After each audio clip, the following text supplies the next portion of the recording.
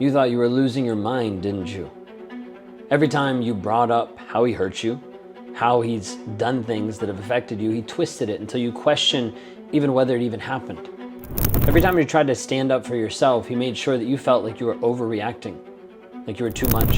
And now you're at the place where you wonder if it was all in your head, if it was something you're just imagining, if you were just the crazy one. Let me tell you something, it wasn't. I know that because I did the same thing. I didn't just gaslight her, I perfected it. I made her believe that her memory was flawed, that her emotions were irrational, that she was the unstable one and I was the sane one. And the reason why I did that, the reason why it was ingrained inside of me to do this is because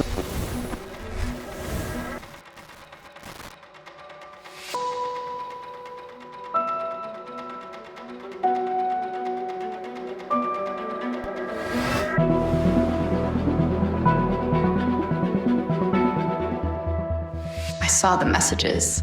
You told her you missed her, that you wanted to see her again. You're blowing this out of proportion again. I told you, that was nothing. You're being paranoid. Paranoid. I'm literally looking at it. You said you loved her. I didn't say that. You always twist things. You remember everything wrong when you're upset. No, you're the one twisting this. I'm not crazy. This is why I can't talk to you. You overreact, you dig, and then you blame me. Why can't you just let things go? Because I can't keep pretending this is normal. I'm done questioning myself every time you lie. I see it now. So what? You're leaving. No, I'm reclaiming myself. There's a difference. I didn't just gaslight her, I perfected it. I made her believe that her memory was flawed, that her emotions were irrational, that she was the unstable one and I was the sane one. And the reason why I did that, and the reason why it was ingrained inside of me to do this is because the more that she doubted herself, the more that she trusted me. The more that I made her doubt her, the more she started relying on me and not on other people, just on me. Even though it was subtle, it started in tiny different ways. Disagreements about small things that happened, the small details. Making sure to tell her that that's not what I said. You're remembering it wrong. That's not what happened. And every time I'd push to a place that she would get to a place where she would give in. And then I'd push a little bit farther. I'd accuse her of being too emotional, too sensitive, too dramatic. When she expressed hurt, I dismissed it. When she asked for clarity, I gave her confusion. It wasn't just about winning arguments over her. It wasn't just about making her question whether her own mind could be trusted. It was this piece of manipulation and lies that continued to have her doubt her even bane of reality. The cycle I know very well of what you're experiencing because I created it. I created it in my life. I created it in my relationship because I needed the other person to question herself so much that she couldn't see what I was really doing. She'd be so distracted with everything else that was happening, she wouldn't understand the actual thing that was happening. So I started with the little things. Started with small, tiny things. If she said, I promised something, I'd shake my head and be like, I never said that. I'm like, no, I didn't. You must be remembering it wrong. She'd recall the conversation. They might be like, you always twist my words. That's not what I said. I didn't say that. And it didn't matter if she was right. What matters was making sure that she felt like she was wrong. And it worked every single time. Because she started apologizing for things that she never did. She started second guessing every thought, every memory, every feeling. And that's what gaslighting is. It's not forgetting. It's rewriting reality. I didn't want her to trust me because I was honest. I wanted her to trust me because she no longer trusted herself. That manipulation, that control. Each time she questioned me, I flipped it. Why do you always think the worst of me? I kind of feel like you're paranoid right now. What is going on? This is why we have problems. You never let things go. You keep bringing up the past. She wasn't paranoid, and she wasn't twisting things. But I needed her to believe that she was. I remember how easy it was to make her doubt herself. It wasn't about forgetting. It was about a piece of making her question if she really knew, if she really understood at all. If she asked me about something I did, I wouldn't just deny it. I'd make her feel ashamed for even asking it, for even bringing it up. You're just imagining things. You always do this. This is ridiculous. You're making something out of nothing.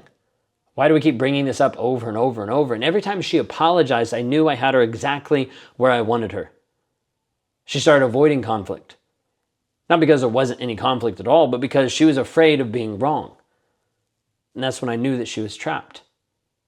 She wasn't in this place where she was just doubting me anymore. She was then doubting herself.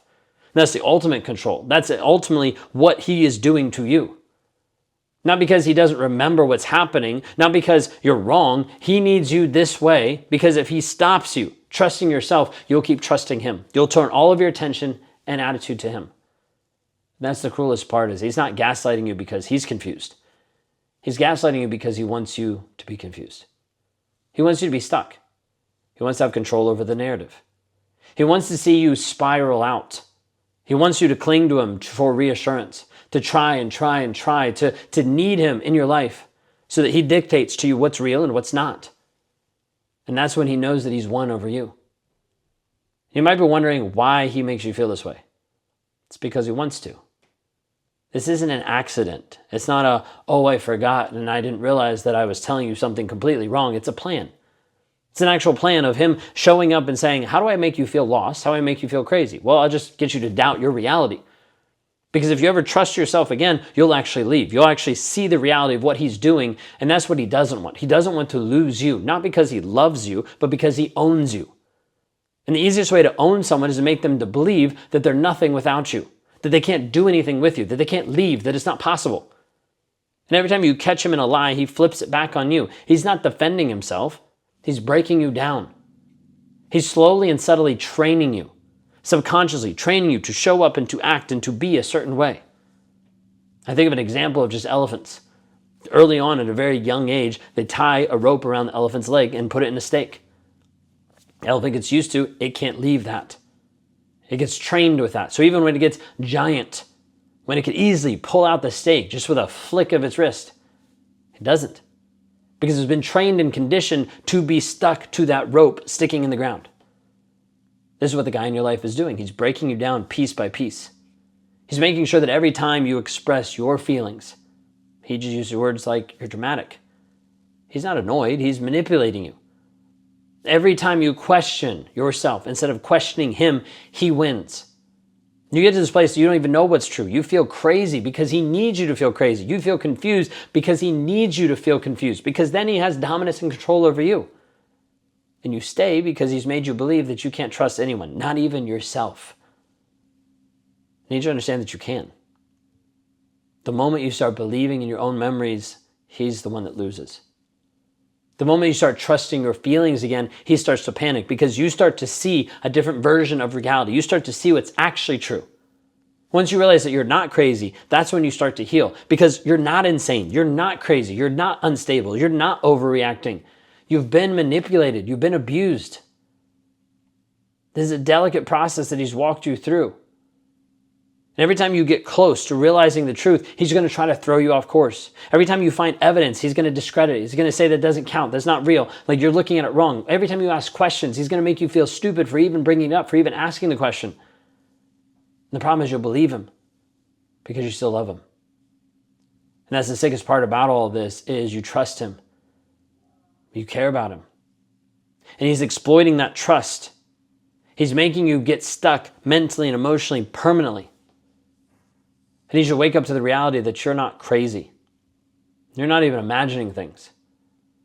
I had a client for the longest time that she was convinced that he had a phone, another phone. It ate her up inside because she could never prove it, because he was so good at hiding it and so good at gaslighting her to not believe it. She even saw the phone on video.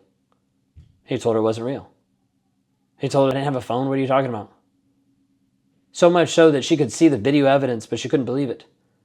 She couldn't actually acknowledge it because she needed him to be able to validate it. She needed him to be able to actually say that's what it was, even though she could clearly see him being on a phone that he didn't have.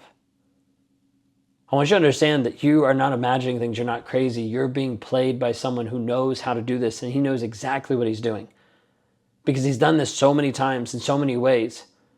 It's not an accident that all of a sudden he's confused you.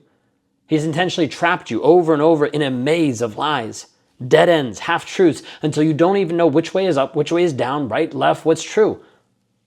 There's a way out, but it starts with you actually believing in yourself again. It might be you writing stuff down to make sure you actually see a path, that you actually understand the next step forward.